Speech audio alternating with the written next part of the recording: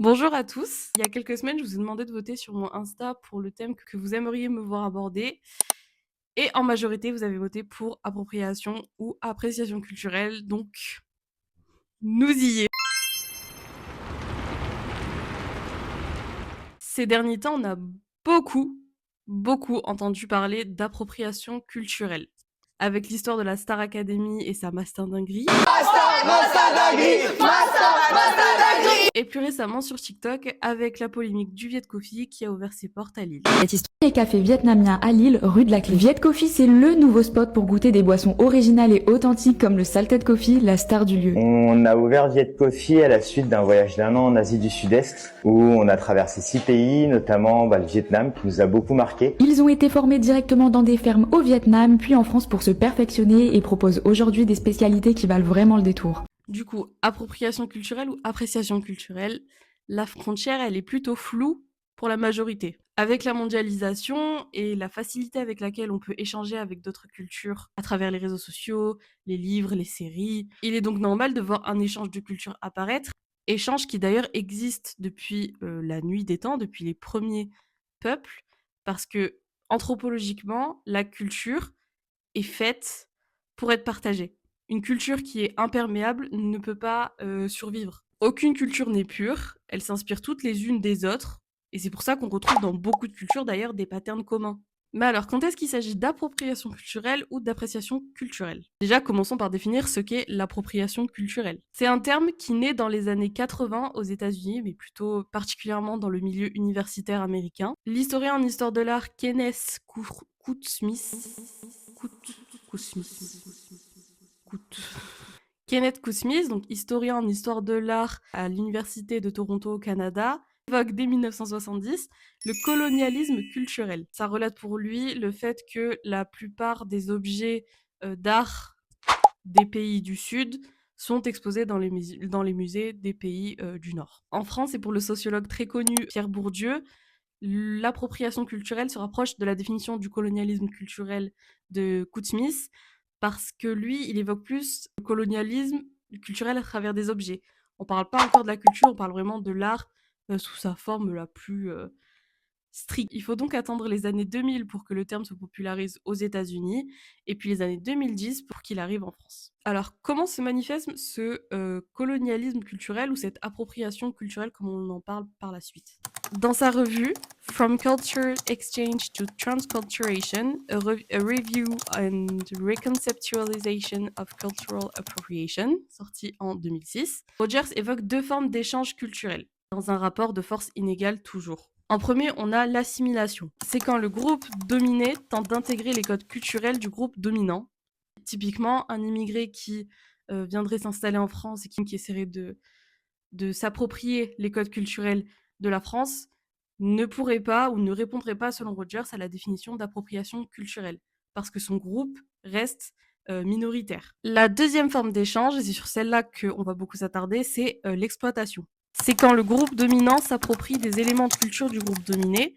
Je précise éléments de culture parce que pas tout est bon à prendre dans la culture de l'autre. Seul ce qui paraît cool, tendance ou esthétique va être gardé dans la culture de l'autre par le groupe des dominants. Un élément crucial donc dans la qualification d'une appropriation culturelle, c'est le contexte. C'est pas étonnant, le contexte commence avec le colonialisme. Il existe depuis la création des premières colonies un rapport de force inégal entre colons et colonisés qui perdure encore aujourd'hui d'ailleurs. Un exemple qu'on entend souvent sur les réseaux sociaux, c'est oui, mais une femme qui fait des tresses a le droit parce qu'une femme noire qui se lisse les cheveux ou qui porterait des perruques, c'est de l'appropriation culturelle. Alors non, les femmes noires qui portent des perruques, d'après la définition de Rogers, ne peuvent pas être assimilées à de l'appropriation culturelle parce qu'elles font partie d'un groupe minoritaire et dominé. On peut donc pas comparer à une femme blanche, par exemple, qui s'approprierait les tresses. Ce qui m'amène au point suivant. La culture a toujours une histoire. S'approprier certains codes qui font directement écho à la culture de tout un peuple, ça crée des choses qu'on n'apprécie pas forcément.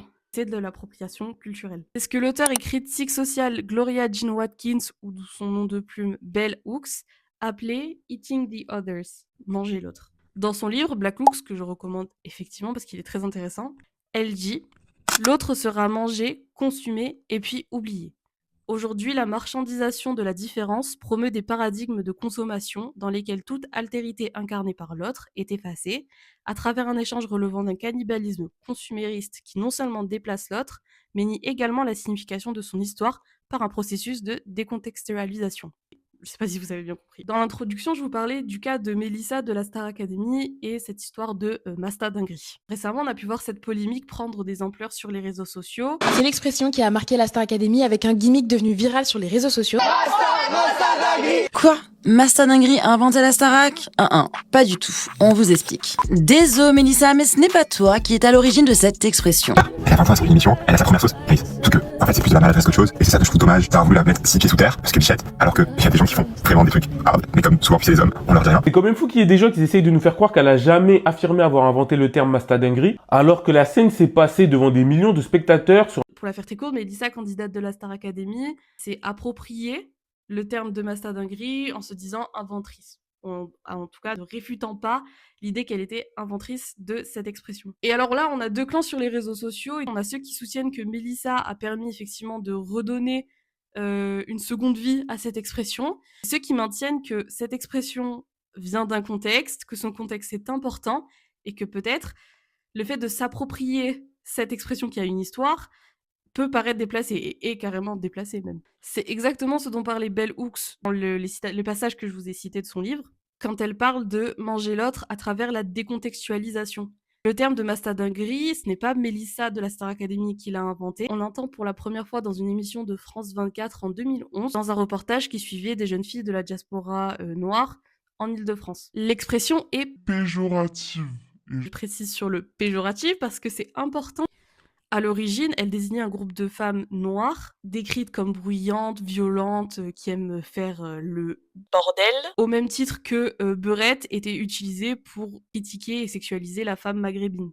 Ces termes ont longtemps, très longtemps, été utilisés pour rabaisser les femmes de couleur. Mélissa, elle est donc vue comme la créatrice d'une expression dont elle n'est pas l'inventrice, dont elle ne connaît pas l'origine et la signification, ni l'importance qu'il peut avoir pour ce même groupe minoritaire. L'autre est effacé à travers la décontextualisation. Et ce n'est pas le seul cas d'une décontextualisation d'une culture. J'ai parlé du débat des tresses dans l'introduction parce que c'est un des débats qui est le plus évoqué sur les réseaux sociaux. Entre ceux qui soutiennent que ce ne sont que des cheveux et qu'on devrait tous avoir la liberté de se coiffer comme on veut, et ceux qui maintiennent que non, ce ne sont pas que des cheveux et de simples coiffures. Les tresses dans certaines tribus africaines avaient une signification très importante. Elles permettaient de communiquer avec l'autre, donc l'âge, le statut social, le clan, la tribu.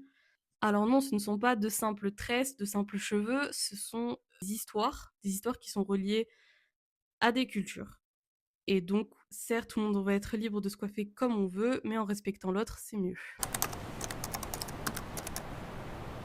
Racines noires et fruits blancs. C'est avec cette métaphore que je trouve très parlante que l'historien Ribi Garofalo décrivait la musique populaire aux États-Unis depuis le XXe siècle. Comme j'ai pu le citer à travers les passages du livre de Bell Hooks, manger l'autre, ça revient à supprimer l'autre d'une certaine façon. Et c'est ce qui se passe dans beaucoup de domaines, que ce soit dans la mode, dans la musique, dans l'art ou même dans la manière de parler. On a vu avec l'histoire de Masta dinguerie, l'appropriation culturelle est en fait partout. Un exemple de ça dans la mode. Vous vous souvenez peut-être de cette couverture de Kendall Jenner pour le magazine Vogue, où on la voit porter une coiffure qui ressemble étrangement à un afro.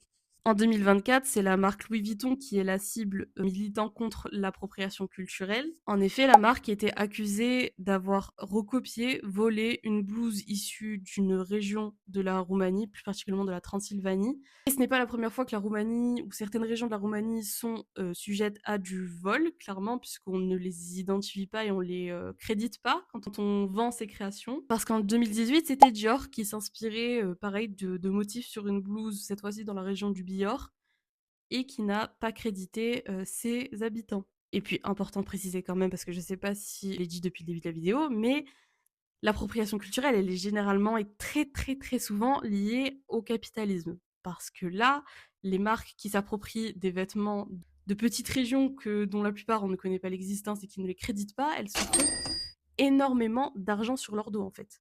Plus récemment encore, alors quand je tourne, c'était la semaine dernière, Margot Robbie qui fait parler d'elle. En effet, elle arrivait à la première de son film avec ce collier. Et plus tard, sur les réseaux sociaux, on pouvait lire ceci.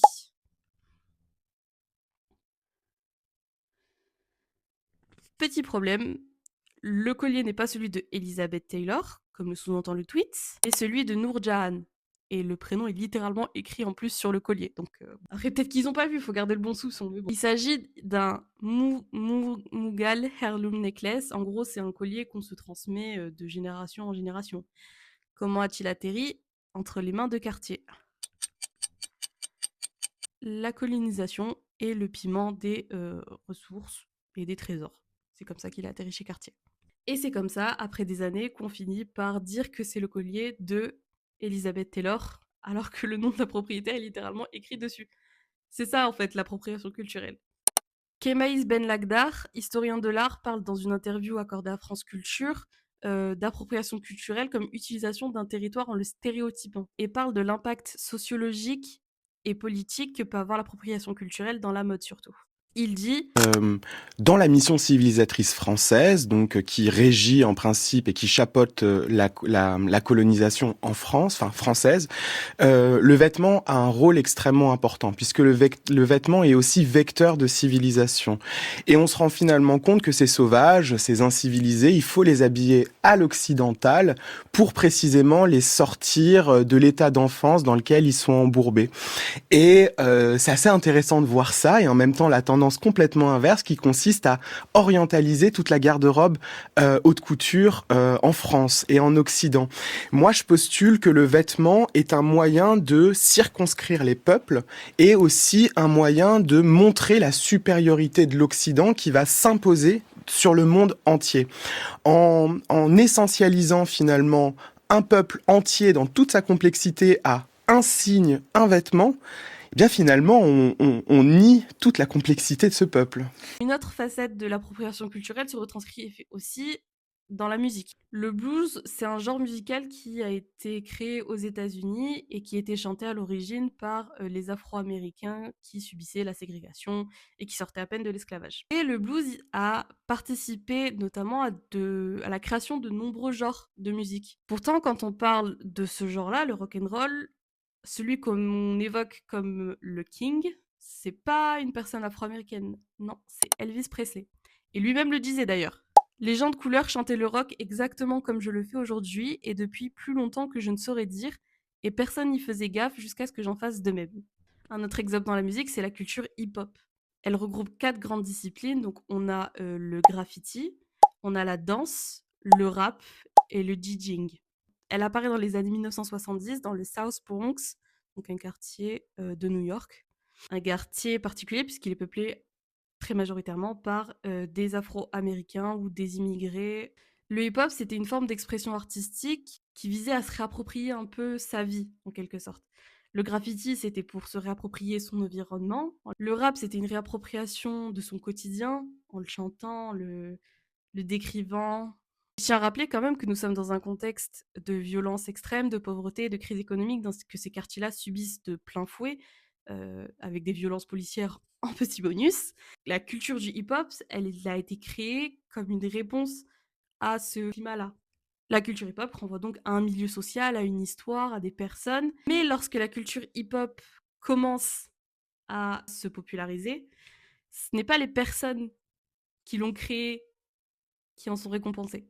Non, c'est pas eux. Et puis c'est pas eux qui en bénéficient non plus. Toujours dans le livre Black Looks, Bell Hooks dit « Au sein de la culture marchande, l'ethnicité devient une épice, un assaisonnement capable de relever le plat fade qui est la culture dominante. » Alors à l'époque, il y a le cas de Miley Cyrus qui a été relayé sur les réseaux sociaux à de nombreuses reprises, parce que Miley Cyrus, quand elle a voulu se séparer de cette image de gentille fille de Disney comme l'a fait Britney Spears auparavant, elle n'a pas trouvé meilleure idée que de s'approprier les codes de la culture noire américaine. Les grills, elle twerk à tout va, elle porte des bandanas. On en revient en plus à l'idée que l'appropriation culturelle, elle se fait beaucoup via des stéréotypes.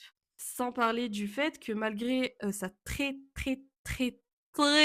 forte inspiration culturelle, la star ne se préoccupait pas pour autant des problèmes que subissait ce même groupe social. Matters because you're killing black people. All lives matters, but you got to think about who dying out here. When y'all go home, we worrying about our kids coming home. Y'all kids going to college. Mine going to the penitentiary and the graveyard. Parce que quand on l'invitait à tweeter Black Lives Matter, elle a préféré tweeter All Lives Matter. C'était pas ça le problème, mais let's go. Et 10 ans plus tard, on constate encore la même chose, cette fois-ci de l'autre côté de la Terre, en Corée du Sud avec la K-pop. Je m'attarderai pas sur tous les codes que reprend la K-pop qui pourraient s'appartenir à d'autres cultures, et notamment l'exemple de Lee Chae-won, aka Tarzan, du groupe All Day Project. Avec l'appropriation culturelle, on bascule donc dans un climat d'injustice particulièrement douloureux, je trouve, pour les personnes minoritaires à qui on reprend, on vole littéralement les codes. Cette forme d'injustice, pour moi, elle est destructrice pour l'image de soi parce que on se rend compte clairement que quand le profil géographique change ou quand le statut social change, ce n'est pas la création de problèmes, mais les créateurs. D'ailleurs, il y a une phrase du film Sinners à laquelle j'ai repensé quand j'ai fait mes recherches. C'est celle-ci. En France, une femme noire qui porte un afro sera vue comme négligée. Un homme maghrébin qui porte un survêt et des TN sera vu comme une racaille. Mais est-ce que ce serait la même chose si les rapports de force étaient inversés? C'est pour ça aussi que je pense qu'il y a tant de personnes qui se sont plaintes de la polémique de l'ouverture du Viet Coffee à Lille. Donc pour ceux qui n'auraient pas suivi, c'est un couple de jeunes personnes qui ont voyagé en Asie. Je crois qu'au Vietnam, ils sont restés pas très très longtemps, 1 mois ou 2 semaines, selon ce que j'ai vu. Et qui ont décidé d'ouvrir un café Viet, donc qui reprend la gastronomie vietnamienne.